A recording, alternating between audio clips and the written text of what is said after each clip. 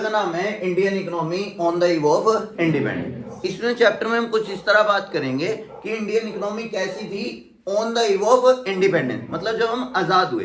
मैं आपको एक बात बताऊं, ये चैप्टर कुछ इस बेसिस पे चलता है कि 1947 से 1950 तक हमने क्या क्या किया या उससे पहले हमारे हालात कैसे थे। तो मैं इस चैप्टर को दो तरीके से पढ़ाऊंगा कि पहले जब ब्रिटिशर नहीं आए थे तब हमारे हालात कैसे थे, वो एक छोटा सा टॉपिक है। पर जब ब्रिटिशर आए और यहां से आकर चले गए तब क्या हालात रह गए हमारे पास। हम ये नहीं कह रहे ब्रिटिशर ने क्या क्या किया, हम तो ये कह रहे हैं ब्रिटिशर से पहले हमारी हालात कैसे थे और जब ब्रिटिशर हमें छोड़ के गए तब हमारे हालात कैसे थे। तो इन दोनों बातों को हम लेके चलेंगे। पहला टॉपिक यही है, देखें क्या लिखा है, इकोनॉमी बिफोर ब्रिटिश रूल। हमारी economy, Indian economy British rule से पहले कैसी थी। तो पहले हमारी economy main source of livelihood जो था वो एग्रीकल्चर था। जब ब्रिटिशर नहीं आए थे तो हमारा मेन सोर्स ऑफ लाइवलीहुड क्या था, एग्रीकल्चर। सब रिपीट करेंगे, मेन सोर्स ऑफ लाइवलीहुड क्या था, agriculture. Well known handicraft industry, हमारा सबसे फेमस काम था हैंडीक्राफ्ट का और आज भी फेमस है। और मुजफ्फरनगर उसमें से टॉप में गिना जाता है। हमारा शहर मुजफ्फरनगर टॉप में गिना जाता है। किस लिए टॉप में गिना जाता है, हैंडीक्राफ्ट के काम में।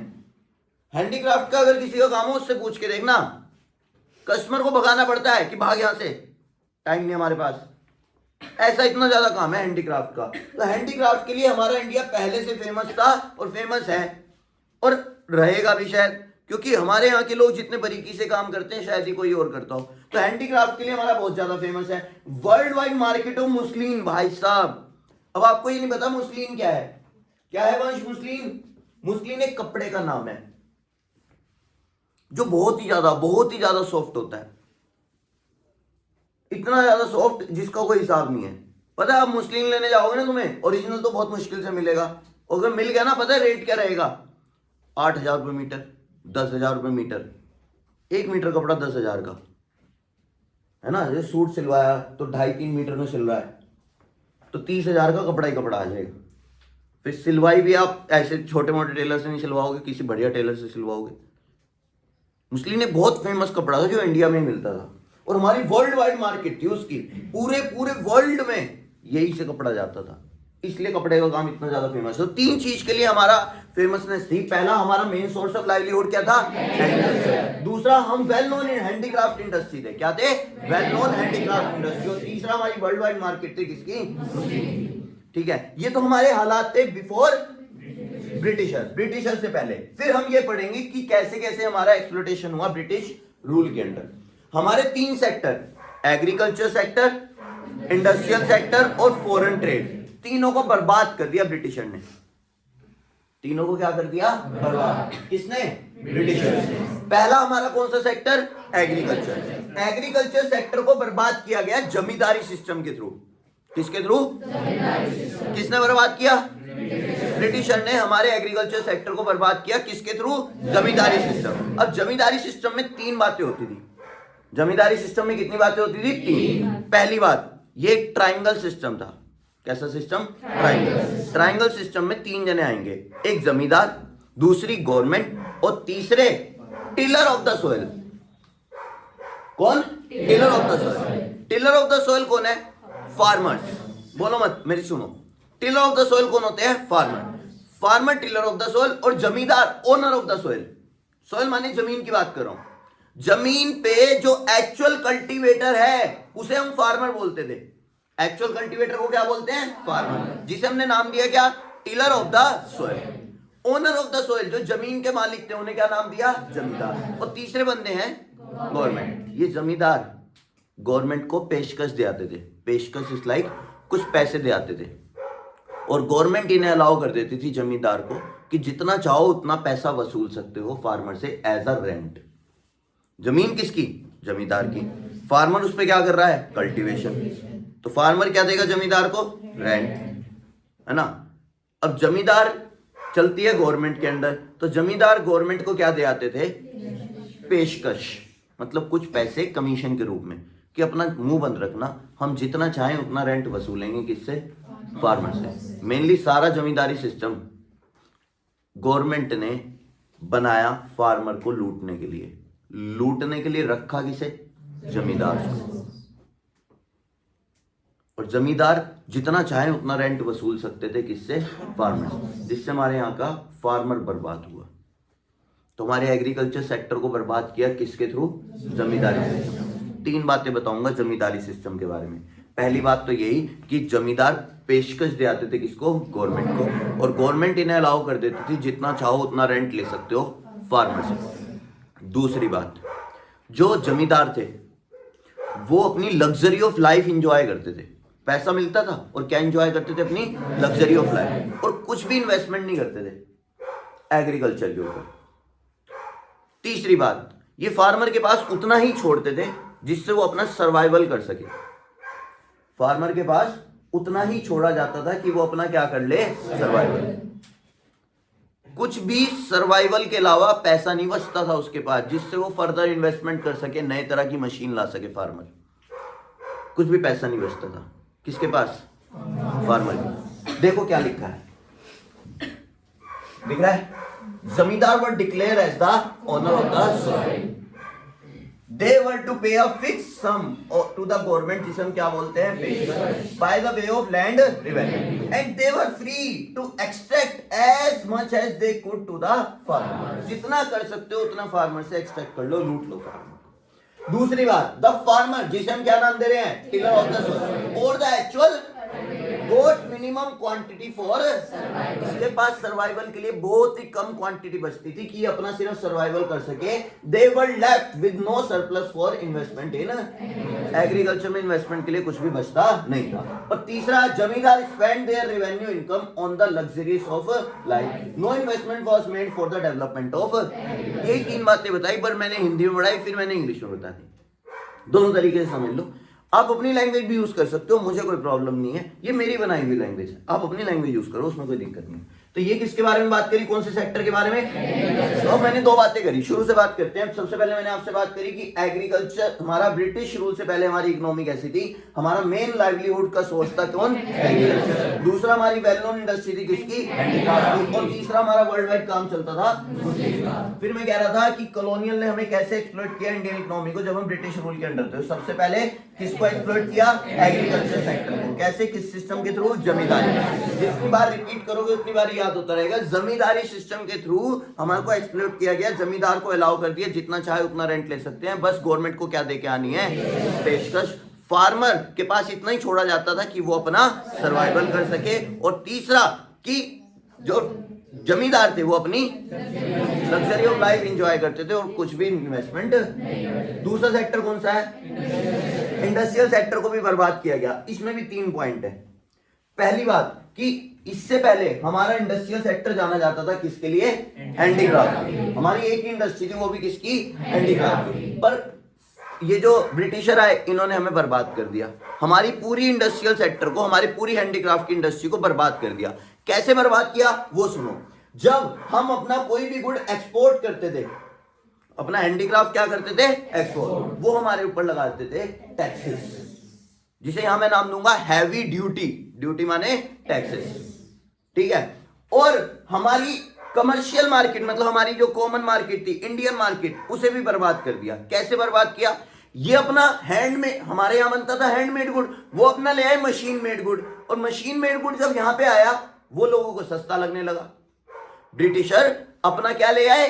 Machine made good. हमारे यहां बन रहा है हैंडमेड, हमारे वाला गुड महंगा और बाहर का गुड वो यहां पे बिकने लगा। इंडियंस को तो सस्ता चाहिए, कहीं से भी मिल रहा हो, वो नहीं देखते क्या चल रहा है क्या नहीं। जैसे हमारे खादी हमसे ही लेके, लिवाइस की बात कर रहा हूं, हमारा खादी हमसे ही लेके उसकी जीन्स बना के 7-7 हजार में बेचता है, पर हमें कोई कहते खादी पहनना है, हम पहनेंगे नहीं। हाँ, उस पर लिवाइस का टैग लगाओ तो हम 8,000 का 10,000 का भी पहन लेंगे क्योंकि लिवाइस लिखा है, बस ट्रेंड हो गया। वही कपड़ा, सेम कपड़ा, उतना ही खादी का मिलता है पर वो कोई पहनता नहीं और बहुत सस्ता मिलता है। तभी गवर्नमेंट खादी को प्रमोट करने में लगी हुई है, सब्सिडी देती है गवर्नमेंट। बजट में पढ़ाया था कि खादी के लिए क्या देती है? सब्सिडी, जिससे खादी वालों को भी फायदा हो। और वही लिवाइस, नाइकी हमसे खरीद के ऐसे काम करते हैं बड़ी बड़ी कंपनियां। हमसे खादी खरीदती हैं। तो सुनो मैं क्या कहना चाहता हूं, हमारी देखना यहाँ पे क्या लिखा है, दो बातें लिखी हैं। फॉरेन डिमांड खत्म हो गई, foreign demand for Indian handicraft were destroy by the way of heavy duty on their export पे क्या लगा दी, हैवी ड्यूटी। और दूसरी बात, domestic demand for Indian handicraft were destroy by the way of duty free import of British good in Indian market में British good आने लगा, वो भी ड्यूटी फ्री। तो यहाँ पे आके वो सस्ता हो गया और इंडियन को चाहिए सस्ता, तो उन्होंने हमारा गुड़ खरीदना बंद कर दिया और ब्रिटिशर का गुड़ खरीदना शुरू कर दिया। शुरू से बात करेंगे। सबसे पहले हमने बात करी इसके बारे में कि जब हम आजाद नहीं हुए थे, मतलब जब ब्रिटिशर नहीं आए थे, तब हमारा कैसा क्या हालात थे। तो हमारा मेन सोर्स था एग्रीकल्चर, दूसरा हमारा हैंडीक्राफ्ट इंडस्ट्री थी, और तीसरा वर्ल्ड वाइड डिमांड थी किसकी। फिर हमने कहा हमारा एग्रीकल्चर सेक्टर एक्सप्लॉइट हुआ। कैसे एक्सप्लॉइट हुआ, जमींदारी सिस्टम के थ्रू। बार-बार जमींदारी सिस्टम रिपीट करने के मूड में नहीं हो। फिर हमारा कौन सा सेक्टर बर्बाद हुआ, इंडस्ट्रियल सेक्टर। इंडस्ट्रियल सेक्टर को कैसे बर्बाद किया, दो तरीके से। क्या कि हैवी ड्यूटी लगाई किसके ऊपर, हमारे हैंडीक्राफ्ट के एक्सपोर्ट के ऊपर क्या लगाई गई, हैवी ड्यूटी, जिससे हमारी इंटरनेशनल मार्केट खत्म हो गई और डोमेस्टिक मार्केट खत्म हो गई, क्योंकि बाहर का गुड़ हमारे यहाँ आ रहा था, वो भी टैक्स फ्री, और वो सस्ता पड़ रहा था। तो हमारी गुड़ की डिमांड कम हो गई और ब्रिटिशर के गुड़ की डिमांड। तीसरा सेक्टर भी बर्बाद कर दिया। तीसरा सेक्टर कौन सा सेक्टर, फॉरेन सेक्टर को भी बर्बाद किया, या इंटरनेशनल ट्रेड के नाम से। इंटरनेशनल ट्रेड के नाम से फॉरेन सेक्टर को जाना जाता है, वो भी बर्बाद कर दिया। कैसे, क्योंकि बाहर से जो रॉ मटेरियल, यहां से जो रॉ मटेरियल बाहर जा रहा था वो ड्यूटी फ्री था, मतलब उस पर टैक्स नहीं, और बाहर से जो फिनिश गुड आता था उस पर भी टैक्स नहीं। मतलब ब्रिटिशर ने सिर्फ अपना फायदा सोचा। ब्रिटिशर ने कहा कि जब हम रॉ मटेरियल ले जाएंगे तो उस पर टैक्स नहीं लगेगा। मैंने कहा मैं हैंडीक्राफ्ट ले जाऊंगा, उस पर भी टैक्स ना लगाओ। कह रहे नहीं, उस पर लगेगा।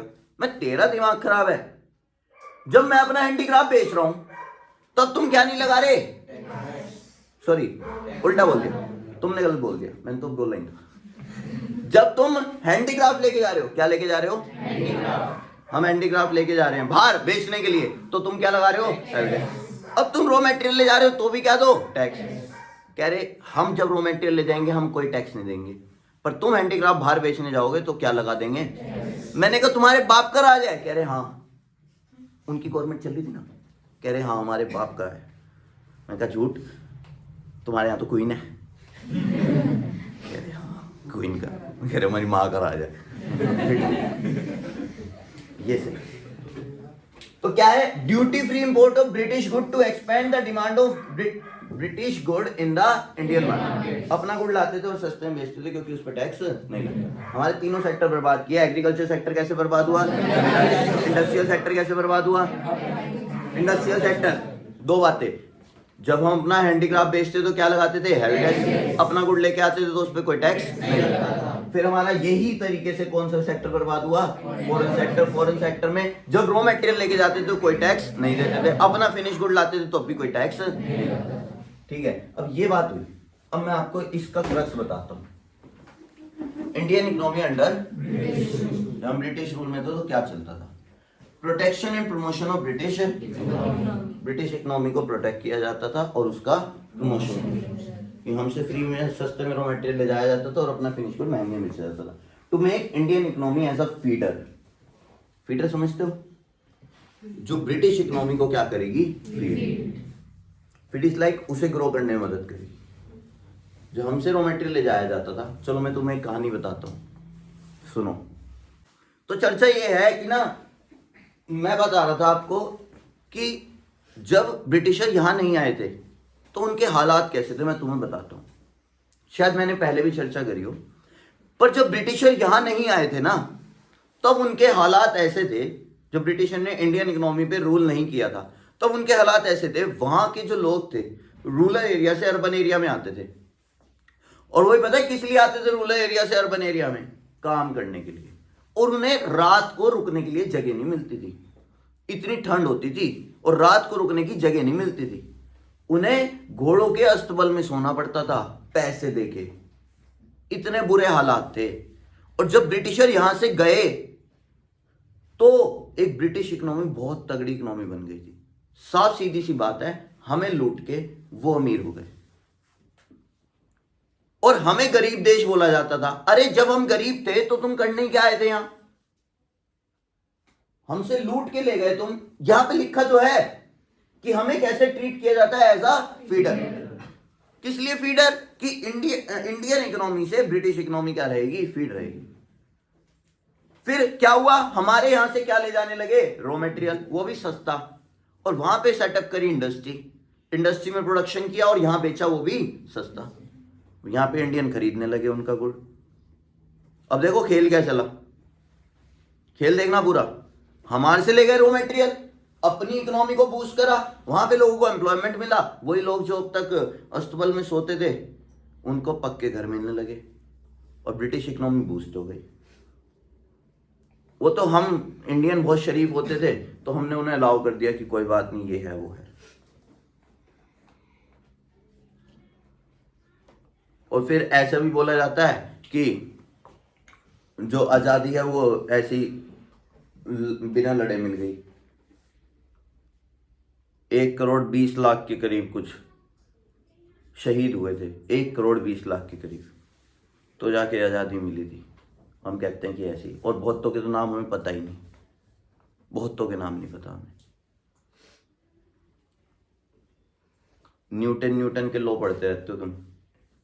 अभी रिसेंट स्टडी में पता लगा न्यूटन ने सारे लॉ इंडियन बुक से चुरा रखे थे, तीनों लॉ, 3 मेन लॉ है ना, तीनों लॉ संस्कृत में है और बहुत पहले की बुक में। यहाँ से ले गया और उसे हिंदी में कन्वर्ट करा और इंग्लिश में बोल दिया और बन गए उसके लॉ, और आज तक हमें यही पता है कि न्यूटन के लॉ।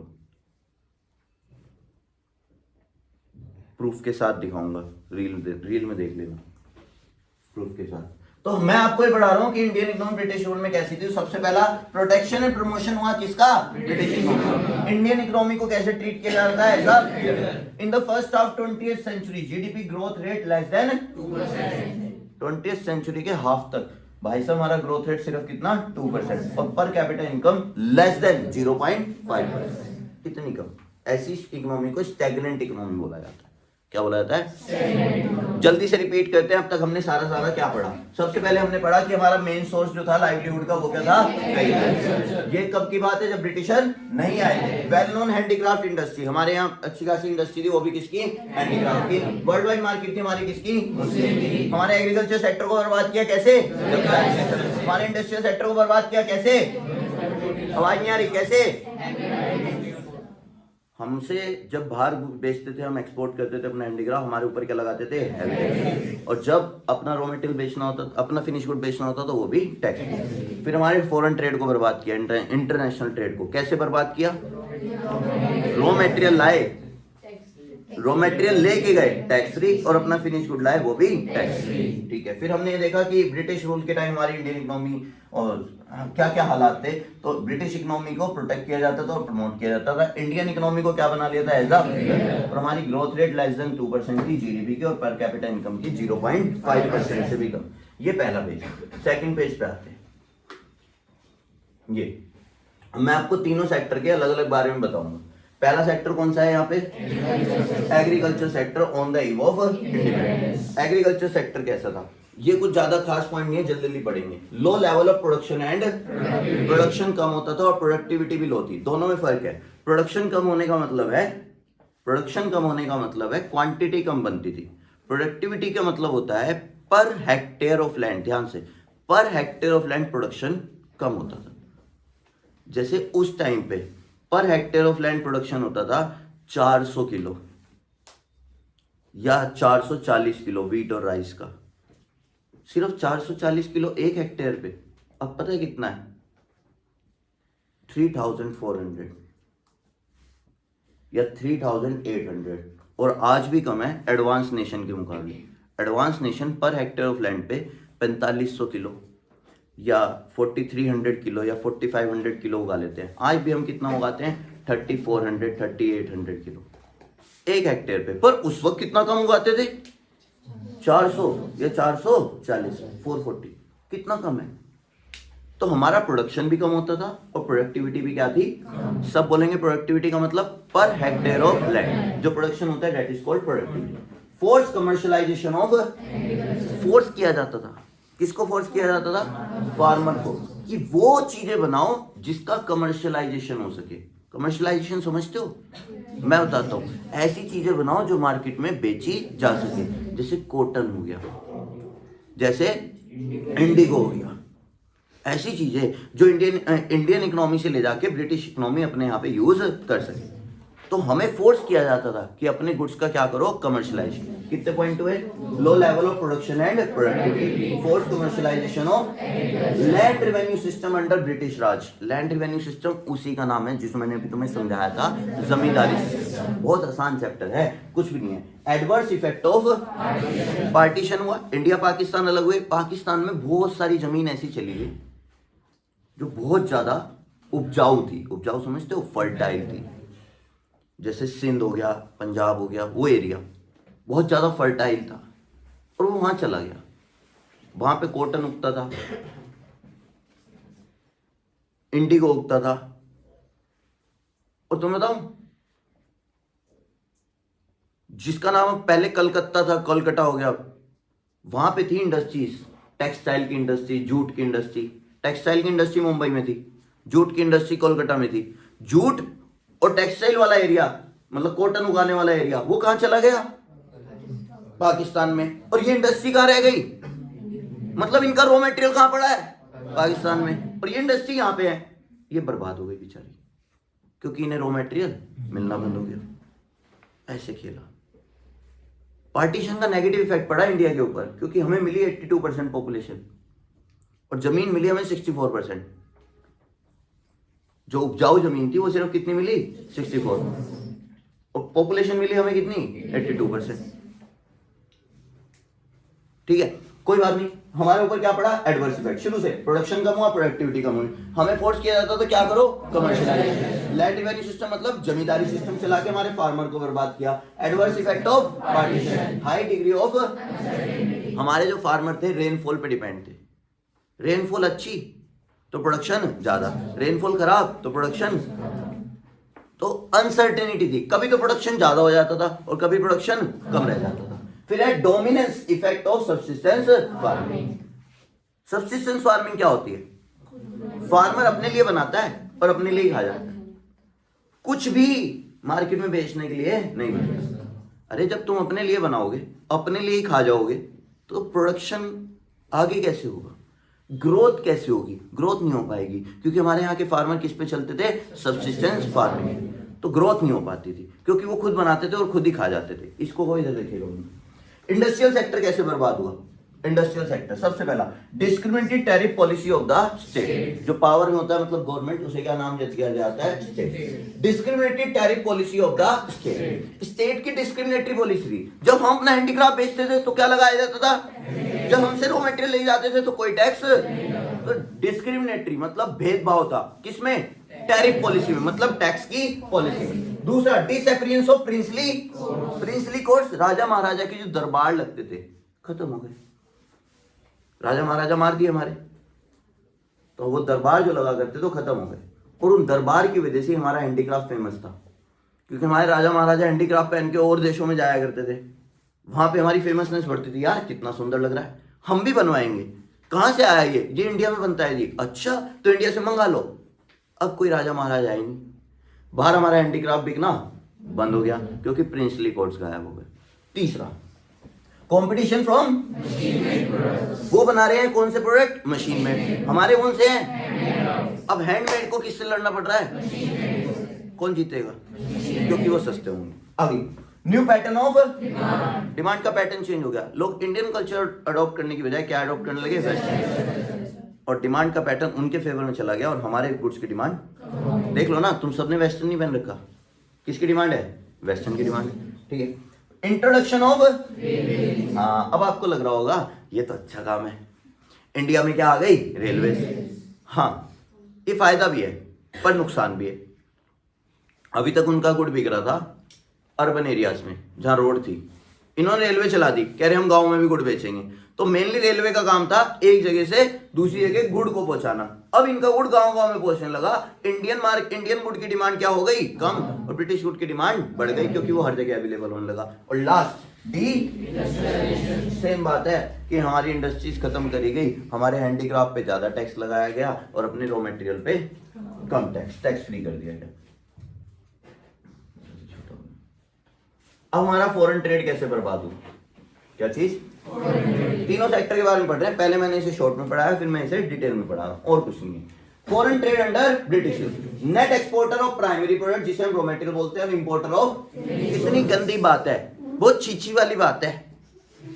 हाँ, कि जो इंडियन मार्केट थी, इंडियन मार्केट, वो एक्सपोर्टर बन गई किसकी, रॉ मटेरियल की, और इंपोर्टर बन गई। अरे तुम अपना कच्चा माल बेच रहे हो और बाहर से खरीद रहे हो, तो प्रोडक्शन कहाँ हो रहा होगा, बाहर, जबकि उल्टा करना चाहिए, रॉ मटेरियल खरीदना चाहिए और फिनिश गुड जैसे प्रेजेंट में होता है। प्रेजेंट में तुम्हें पता है हमारा एक सेक्टर है, मैं तुम्हें बताता हूं, फार्मेसी सेक्टर, दवाइयां बनाने वाला। सारा रॉ मटेरियल पता है कहां से आता है, किसी को पता है सारा रॉ मटेरियल कहां से आता है? अभी पिछले थोड़े टाइम कोविड आया था, तब पता लग गया होगा, सारा रॉ मटेरियल चाइना से आता है,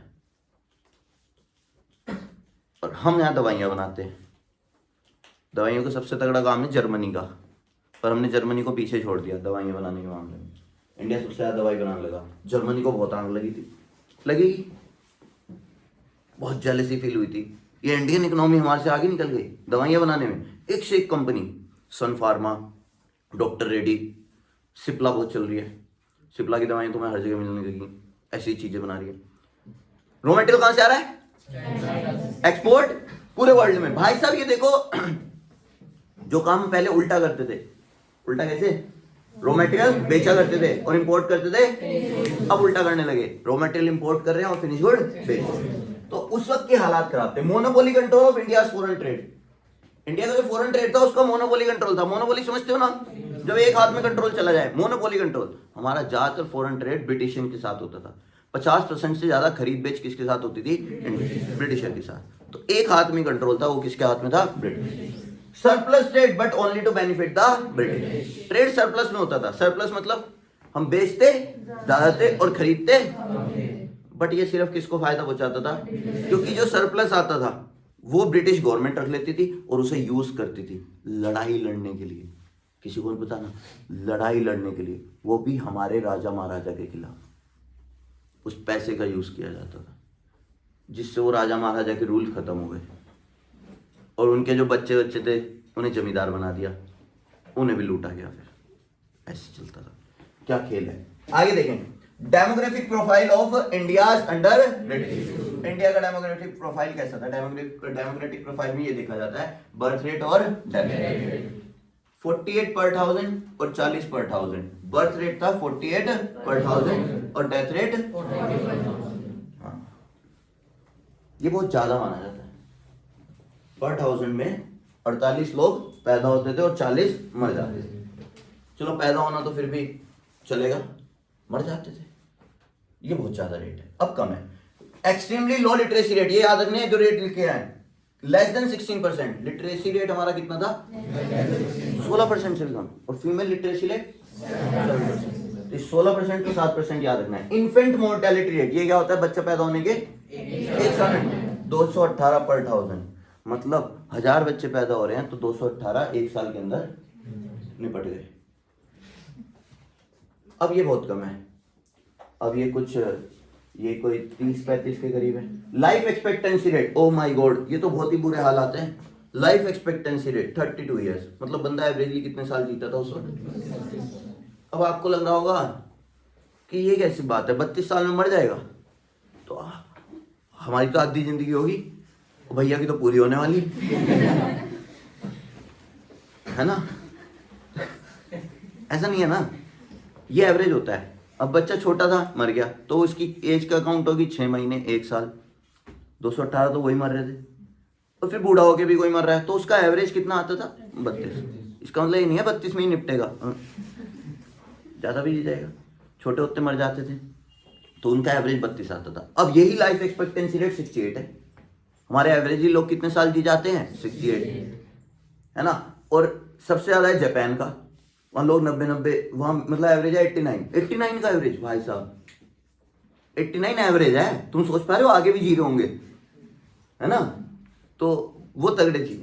और पता है जापान क्यों 89 ईयर्स है, क्यों 89 ईयर्स है, कोई बता सकता है? मैं बताऊं, सबसे बड़ी बात, जापान का लाइफ एक्सपेक्टेंसी रेट 89 ईयर्स है। वो इसलिए ही है क्योंकि वो सारा का सारा इंडियन कल्चर अडॉप्ट करते हैं। और हम बावले, हम पागल, हम इंडियन कल्चर अडॉप्ट करके मरे जा रहे, है ना, क्योंकि कर ही नहीं पा रहे। हम चाय में दूध डाल रहे, वो डाल ही नहीं रहे चाय में दूध। सबसे बड़ा जहर है जो चाय में दूध डाल रहा। एक बार ये देखना यूट्यूब पे कि जापान में चाय कैसे बनती है, उन्हीं को आती है चाय बनानी बस, वो भी इंडियन बुक से पढ़ के। दालचीनी, लौंग, चाय पत्ती, पानी और एक आधी चीज और डालते होंगे, दूध तो डालते नहीं, इलायची, क्या इलायची, जो भी ऐसी चीजें उबालते हैं और बहुत देर उबालते हैं जब तक पानी आधा ना हो जाए, फिर पीते हैं चाय। वो है चाय। हम टेस्ट के लिए दूध डाले जा रहे, कह रहे कड़वी चाय। चाय एनर्जी देने के लिए होती है, जगाने के लिए, मजे लेने के लिए नहीं है। मजे लेंगे, चुस्कियां भर भर के पी के चाय। जिसे अच्छा एक बात करना, अगर चाय नशा ना होती, जैसे हम चाय पीते हैं, अगर वो नशा ना होती तो जो मेरे घर वाले तो नहीं छोड़ पाते। मेरे घर वाले अगर मम्मी एक दिन चाय ना पिए ना तो उनके सिर में दर्द हो जाएगी। मतलब बहुत साल से नशा कर रहे है ना आदमी, तो अब तो बहाना मिल गया है। तो घर वालों को कह सकते हैं आप भी तो नशे कर रहे, तो हमें कैसे रोक रहे। सही बात है ना।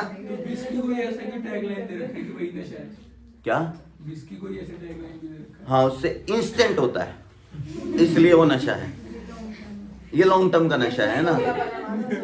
हाँ, ये दोगलापन है ना। लाइफ एक्सपेक्टेंसी हमारा कितना, 32 ईयर। ये उस टाइम था, अब बढ़ गया 68 हो गया। पुअर पब्लिक हेल्थ फैसिलिटी, वो तो तुम्हें अभी भी दिखता होगा।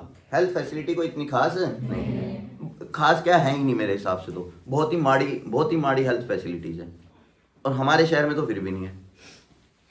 उस दिन साथ में मतलब नयन के जीजू आ रखे थे, तो उनको रात को दिक्कत होने लगी सांस में। कोई हॉस्पिटल ही नहीं मिल रहा, ऐसा हॉस्पिटल नहीं मिल रहा। हम 4-5 हॉस्पिटल में गए, पहले यहाँ गए जियोनाथ पे, इसने कहा नहीं भैया।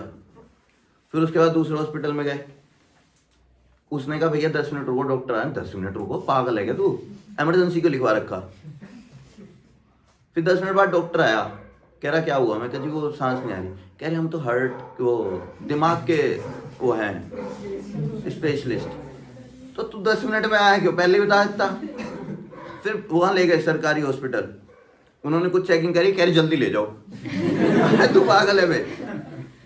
हाँ, फिर एक और डॉक्टर पे, फिर इवांस में लेके गए। इवांस वालों ने एडमिट कर लिया, उन्होंने स्टेबल कर दिया, वो ऑक्सीजन वगैरह मास्क चढ़ा के। वो ठीक है, चलो अच्छा है, उन्होंने अच्छे पैसे लिए, पर ठीक है स्टेबल कर दिया। फिर वो कहने लगे जी हमारे सीनियर डॉक्टर नहीं है, हम तो जूनियर हैं, आप कहीं और देख लो। अच्छा, फिर एक हॉस्पिटल मिला, उन्होंने वहाँ पे सीनियर डॉक्टर मिला, उसने संभाला। फिर उसने भी 7-8 घंटे रखा, फिर उन्होंने कहा नहीं जी कंट्रोल नहीं हो रहा, मेरठ ले जाओ। मेरठ लेके गए। ये हालात हैं डॉक्टरों के। तो बहुत बेकार, अभी भी हेल्थ फैसिलिटी बेकार है। तो पहले भी थी। और देखो air and water borne disease, जो एयर वाटर से डिसीज आती हैं वो भी उस वक्त बहुत ज़्यादा थी। तो हमारी डेमोग्राफिक कंडीशन कुछ खास अच्छी नहीं थी। ठीक है, आगे चर्चा करते हैं। कौन गया? ये देखो, ये बहुत इंपॉर्टेंट है, ध्यान से सुनना। ऑक्यूपेशनल स्ट्रक्चर बहुत ज़्यादा इंपॉर्टेंट है, ध्यान से सुनना। इसका मुझे लगता है इस बार क्वेश्चन आएगा, वो भी ये वाला अनबैलेंस ग्रोथ। ध्यान से सुनना, इसमें या इसमें मुझे लगता है दोनों में से एक, इसकी ज़्यादा उम्मीद लगती है। ये नहीं आएगा ना, ये कोई पूछ रहा, ये एमसीक्यू में आ गया तो आ गया। ठीक है, मान्या ध्यान से, लास्ट टॉपिक है। हाँ ठीक है, occupational structure of India on the eve of independence. सबसे पहला प्रीडोमिनेंस ऑफ एग्रीकल्चर सेक्टर, मतलब हमारी जो ज़्यादातर पॉपुलेशन थी वो एग्रीकल्चर में एंगेज थी। किसमें एंगेज थी? इसका मतलब है प्रीडोमिनेंस ऑफ एग। पहले से ही हमारा डोमिनेंस कौन से सेक्टर में रहा है? एग्रीकल्चर। अभी भी हमारी 50% पॉपुलेशन एग्रीकल्चर में लगी हुई है। पढ़ें पढ़े सब पढ़ेंगे. Economists are of view that 70 to 75% of India's working population were engaged in 10% in 15 से 20% engaged in. It clearly showed that agriculture and allied activity remained the major source of employment during the British rule के time. हमारा main source क्या था? Agriculture. इसलिए लिखा है predominance of. इसे बाद में बताएंगे. पहले से ग्रोइंग रीजनल वेरिएशन समझो. रीजनल माने एरिया, वेरिएशन माने डिफरेंस, ग्रोइंग माने बढ़ना. बढ़ रहा था एरियाज का डिफरेंस. कुछ एरिया तो पूरे के पूरे एग्रीकल्चर पे डिपेंड थे और कुछ एरिया में एग्रीकल्चर था ही नहीं, वो इंडस्ट्रीज पे डिपेंड थे. जैसे महाराष्ट्र हो गया. महाराष्ट्र में मेन मुंबई, जिसे बॉम्बे के नाम से जानते थे, वहाँ एग्रीकल्चर नहीं होता. वहाँ सारी की सारी क्या है? इंडस्ट्रीज. उड़ीसा सारी की सारी क्या है? इंडस्ट्रीज. तमिलनाडु इंडस्ट्री है ही नहीं, पूरा किस पे डिपेंड है? एग्रीकल्चर. एरिया में बहुत ज्यादा क्या आ रहा था? वेरिएशन. कुछ एरिया तो सारे के सारे कहां जा रहे थे? एग्रीकल्चर की तरफ, और कुछ एरिया सारे के सारे कहां जा रहे थे?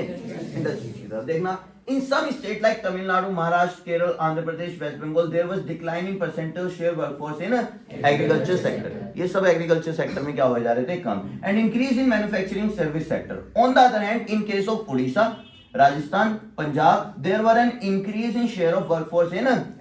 यहाँ की वर्कफोर्स कहां जाई जा रही थी? एग्रीकल्चर में. और ऊपर वाले जो बंदे थे, तमिलनाडु, महाराष्ट्र, केरल, आंध्र प्रदेश, वेस्ट बंगाल, इन सब की कहां जाई जा रही थी? इंडस्ट्रियल सेक्टर में. अब इधर आओ. Unbalanced growth. अनबैलेंस्ड ग्रोथ का क्या मतलब है? As a result of decline in handicraft industry during the British rule, the burden of population agriculture increase. क्योंकि हमारा हैंडीक्राफ्ट कम हो गया तो हैंडीक्राफ्ट वाले बंदे कहां भागने लगे? एग्रीकल्चर. ऑन द दूसरा हाथ, other hand, the role of non agriculture sector was small and non agriculture activity बहुत ज्यादा कम हो गई थी और limited. A country which had dominant place of agriculture in occupational structure is considered as poor and backward. जो ज्यादातर agriculture पर डिपेंड होते हैं उन्हें पुअर और बैकवर्ड इंडस्ट्री बोला जाता है. तो 4 पॉइंट हुए मेरे हिसाब से. पहला, हमने बात की सेक्टर्स के बारे में कि तीनों सेक्टर कैसे बर्बाद हुए. फिर उसके बाद हमने बात करी कि एक क्रक्स बताया कि कैसे कैसे ब्रिटिशर को फायदा पहुंचा. फिर हमने क्या किया? हमने सारे सेक्टर को अलग अलग पढ़ा. इंडस्ट्रीज को अलग पढ़ा, एग्रीकल्चर को अलग पढ़ा और फॉरेन ट्रेड. फिर हमने अपना डेमोग्राफिक कंडीशन पढ़ा. फिर हमने अपना ऑक्यूपेशन स्ट्रक्चर पढ़ा. चैप्टर खत्म हो जाता है. चैप्टर में एक चीज और ज्यादा इंपॉर्टेंट है, रेलवेज. रेलवेज के मेरिट्स और डिमेरिट्स, पर वो हम क्वेश्चन के थ्रू करेंगे. यहाँ चैप्टर एंड होता है.